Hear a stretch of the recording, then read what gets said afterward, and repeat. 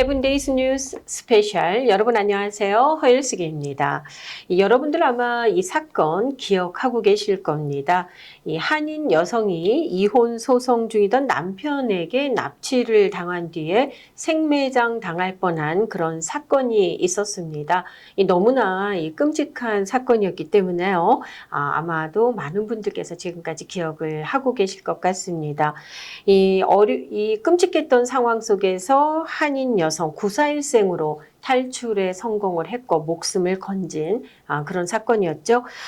이후에 남편은 경찰에 체포가 됐고 또 이 소식이 알려지면서 미주 한인 사회를 충격으로 몰아넣었었습니다. 그런데요, 최근에 이 사건에 대한 법원의 판결이 나왔습니다. 유정임 기자를 만나서 또 자세한 소식 듣도록 하겠습니다. 안녕하세요. 네, 안녕하세요.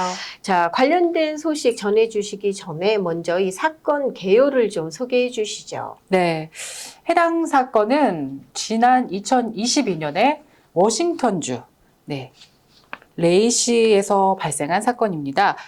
사건 당일 부인 안 씨는 자녀들과 교회에 다녀온 후 집에 돌아왔는데 남편이 와 있는 것을 보고 자신들이 싸우는 모습을 아이들에게 보여주고 싶지 않은 마음에 아이들에게 심부름을 시킨 뒤 내보냈습니다. 이후 자녀들이 집을 나선 뒤 안 씨 부부는 말다툼을 벌였고 남편 안재경 씨는 갑자기 아내의 머리채를 잡더니 이내 말다툼이 폭행으로 번지면서 심한 몸싸움이 발생했습니다.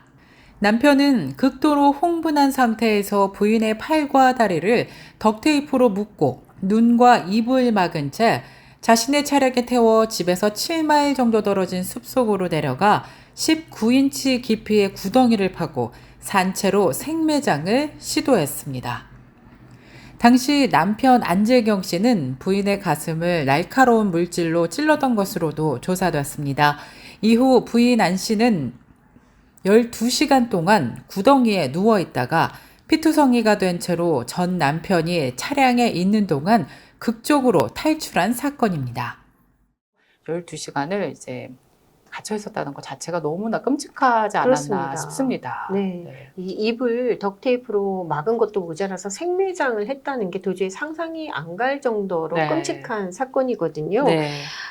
여전히 사건 개요를 들으니까 정말 충격적인데요. 네. 최근 이 남편에 대한 법원의 판결이 나왔다고요. 네, 맞습니다. 지난 22일 서스턴 카운티 법원은요, 피해 여성의 전 남편이었던 안재경 씨에게 징역 13년과 구금 3년형을 선고했습니다. 안재경 씨는 지난 3월 초에 이제 너무나 늦게 자신의 유죄를 인정한 것으로 나타났는데요. 처음에 안재경 씨가 경찰에 붙잡혔을 때는 자신은 무죄다라고 계속 주장을 해왔던 것으로 조사가 됐습니다.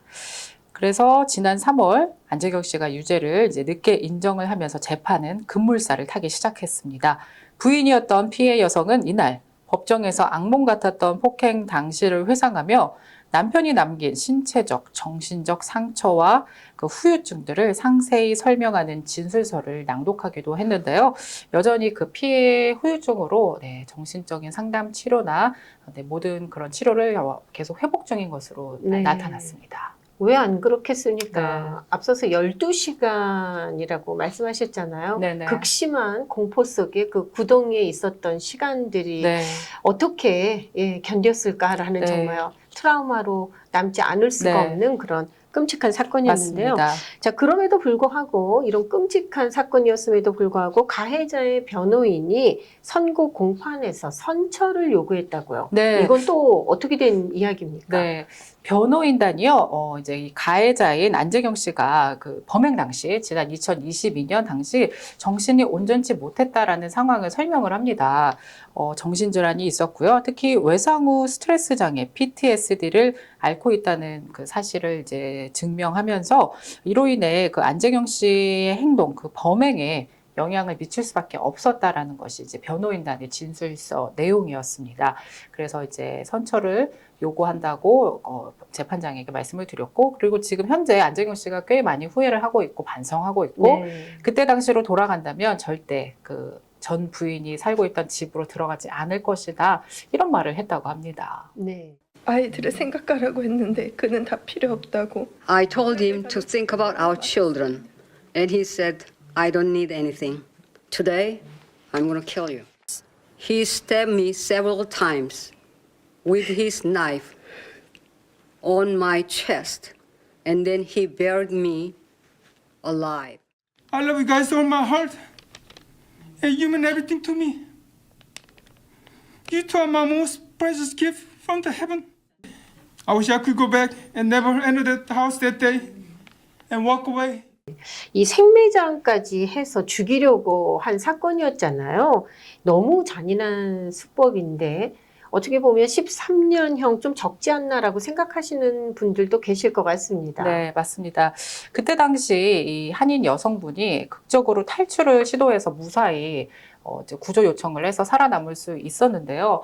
우리 아나운서님 한번 생각을 저희가 해보면요. 그 구덩이 안에 갇혀 있을 때 입, 손, 발 다 묶여 있었잖아요. 근데 죽을 수도 있다라는 생각이 더 강했을 것 같아요. 당연하죠. 네. 예. 그리고 그 공포감이 너무나 극심하면 아무것도 하지 못할 수도 있는 상황들이었잖아요.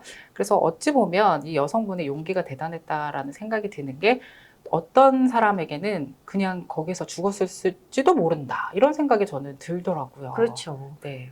12시간 동안 네. 사투를 벌인 거거든요. 네. 예. 네. 자, 범행 당시 이 피해 여성이 애플워치를 통해서 911에 연락할 수 있었다고 하잖아요. 예, 당시 구조 요청 통화도 공개가 됐죠. 네, 맞습니다. 뉴욕 포스트가 당시 이제 이 한인 여성분이 911에 전화를 해서 구조 요청을 한 911, what are you reporting?